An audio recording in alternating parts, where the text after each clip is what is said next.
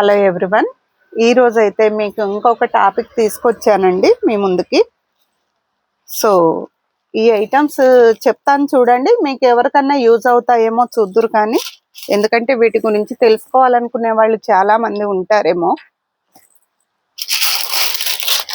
ఇది butter paper అండి.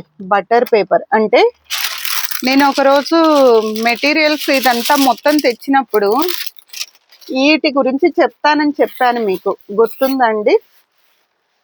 Butter paper, ఇంకా రకరకాలు పిలుస్తారేమో నాకు తెలీదు. నాకు తెలిసినంత వరకు ఇది బటర్ పేపరు. ఇలా ఉంటుందండి, మందంగా ఉంటుంది. ఇది మందంగా ఉంటుంది. ఇది ఎందుకంటే ఇలా డిజైన్స్ గీసుకోవటానికి, డ్రా చేసుకోవటానికి ఉపయోగిస్తారు. ఎక్కువగా మగ్గంలో, పెయింటింగ్స్లో ఉపయోగిస్తారు ఇది. ఇంకొకటి ఇలాంటిదే ఉంటుంది, ఇలాంటి పేపరే, కానీ ఇది కొద్దిగా మందంగా ఉంటుంది. షీట్ ఇది కొంచెం మందంగా ఉంటుంది. శారీస్ ఫోల్డింగ్లలో అప్పుడప్పుడు కొద్దిగా మందంగా పేపర్ వస్తుంది, లైట్ చార్ట్ టైప్లో అలా ఉంటుంది ఇది. ఇదేంటంటే ట్రేస్ పేపర్. ఇది బుక్ స్టాల్లలో దొరుకుతుంది. ఇది దొరకడం కొద్దిగా కష్టం. కానీ ఇదైతే ప్రతి బుక్ స్టాల్లో ఉంటుంది. ట్రేస్ పేపర్ అంటే ఇస్తారండి. ఇది దీనికి అంటే పలుచగా ఉంటుంది, ఇది మందంగా ఉంటుంది, ఇది పలుచగా ఉంటుంది. ఇవేంటంటే డిజైన్స్ ట్రే చేసుకోవటానికి ఉపయోగిస్తారు. మీరు ఏదన్నా ఇట్లా వేసుకోవాలనుకోండి, పెయింటింగ్స్ కానీ లేదా వర్క్ కానీ ఇంకేదన్నా హ్యాండ్ వర్క్ కానీ ఏది చేయాలన్నా ముందు డ్రా చేయాలంటే ఇలా చేయాలి. మగ్గంలో ప్రతి ఒక్కదానికి ఇదే యూజ్ చేస్తారు. సో మీకేమన్నా ఉపయోగపడుతుందేమో చూడండి. ఇదైతే ఉంటుంది. ఇది ఆల్రెడీ డ్రా చేశాను, హోల్స్ కూడా అయిపోయినాయి. ఇది ఎలా హోల్స్ వేస్తారో చూపిస్తానండి. ఈ డిజైన్ ఆల్రెడీ డ్రా చేసుకున్నానండి నేను. ఇది ఒక హ్యాండ్కి పెయింటింగ్ అడిగారు, ఆల్రెడీ వేసిచ్చాను. నేను వీడియో పెట్టానో లేదో నాకు గుర్తులేదు, దాదాపు 2 months అవుతుంది.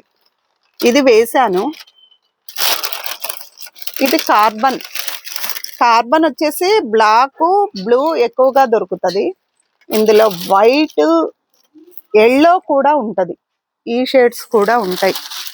ఎక్కువగా ఎల్లో వైటే యూజ్ చేస్తాను, ఎందుకంటే ఇది డార్క్ పట్టేస్తుంది క్లాత్కి. ఇలా పెట్టామంటే క్లాత్కి అంటుకుంటుంది. అలా అంటుకోకుండా ఉండటానికి బ్లాక్, బ్లూ అయితే నేను ఎక్కువ యూజ్ చెయ్యను. వైట్ అండ్ ఎల్లో చేస్తాను నేను. అది కూడా మనం చేసేటప్పుడు ఒక రఫ్ క్లాత్ తీసుకొని స్టార్టింగ్లో ఈ పైన నీట్గా ఇలా క్లీన్ చేసుకోవాలి. అప్పుడు ఏమవుతుందంటే క్లాత్కు అంటుకోదు, ఈ అనేది క్లాత్కి అంటుకోదు. మనం ఏదైతే డ్రా గీసామో అది మాత్రమే అందుకుంటుంది. సో ఏదన్నా చిన్న వాటికైతే, ఎందుకంటే చిన్నపిల్లలు ఉన్న వాళ్ళు డ్రాయింగ్ అట్లా ఏదన్నా పిల్లలతో చేయించాలన్నా, మీరు ఏదన్నా వర్క్ పెయింటింగ్, స్టిచ్చింగ్ లాగా వేసుకోవాలన్నా చెప్దాము అన్నట్లు. ఇదిగోండి కార్బన్. ఇది ఆల్మోస్ట్ అందరికీ తెలిసి ఉండొచ్చు. ఒకవేళ ఎవరికన్నా తెలీదు ఐడియా కోసం అంటే మాత్రం ఇది డ్రా చేయటం అండి.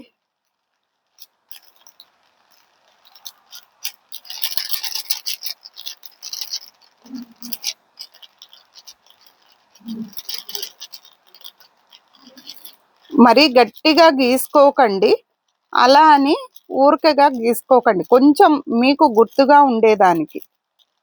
పెన్ను పెడితే ఏమవుతుందంటే హోల్ పడి చిరిగిపోద్ది. పెన్సిల్ పెట్టుకోండి, అది మొనగా ఉండొద్దు, కొద్దిగా రబ్ చేయాలి. సో ఇలా అయితే అవుట్లైన్ పడుతుందండి. ఇది లైట్గా కనిపిస్తుండొచ్చు మీకు, ఎల్లో కలర్లో పడింది, మీకు లైట్గా కనిపించవచ్చు. ఫ్రేమ్ పెట్టుకున్నప్పుడు అది క్లియర్గా మనకు తెలిసిపోతుంది. మరీ చిక్కగా గీసుకున్నామంటే అది అలాగే ఉండిపోతుంది. మళ్ళీ దానికి కరెక్ట్గా అవుట్లైన్ వాడాలి మీరు. అందుకని లైట్గా ఉంటే ఓకే, నడుస్తుంది. మీరు ఫ్రేమ్ పెట్టాక మళ్ళీ దాన్ని డ్రా గీసుకోవచ్చు దాని మీద రఫ్గా. సో ఇదైతే ఇలా యూజ్ చేస్తామండి. ఇది ఒక మెథడ్. ఇది ఈజీ మెథడ్. ఇది అందరికీ తెలిసి ఉండొచ్చు అనుకుంటున్నాను నేను. ఒకవేళ యూజ్ అయితే యూజ్ చేసుకుంటారని. ఎందుకంటే మన ప్రతి ఒక్క వీడియోలో ఏదో ఒకటి ఉపయోగపడే చిన్న ట్రిప్ అయినా చెప్పాలన్నట్టు వీడియోలు చేస్తున్నాను. చాలా మంది చేసినవి కూడా చూసి మంచిగా రెస్పాండ్ అవుతున్నారండి. ఫోన్ చేసి చెప్తున్నారు, అన్నీ ఏమో తెలియనివి విషయాలు చెప్తున్నారు అన్నట్లు. హ్యాపీ. సో మా ఫ్రెండ్ వచ్చిందండి, బయటే నిల్చుంది. రండి.